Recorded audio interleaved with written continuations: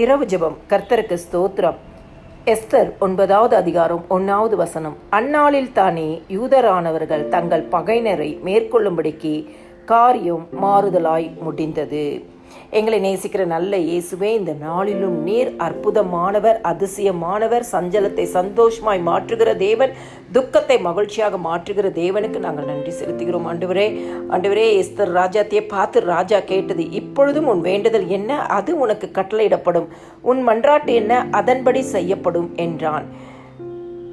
ஏசப்பா, நீங்க எப்படி அந்த யூத குலத்திற்கு ஒரு அழிவு நேரிடும் பொழுது அந்த பகையினரை மேற்கொள்ளும்படிக்கு காரியங்களை மாறுதலாய் முடிய பண்ணின தேவன், இன்னைக்கு ஜெபிக்கிற ஒவ்வொருடைய குடும்பத்தின் சூழ்நிலைகள் ஆண்டவரே, காரியங்கள் மாறுதலாய் முடியட்டும், சஞ்சலங்கள் சந்தோஷமாய் மாறட்டும், துக்கங்கள் மகிழ்ச்சியாய் மாறட்டும். ஆண்டவரே, நீர் அப்படியே செய்து விட்டதற்காய் நன்றி. ஆமென்.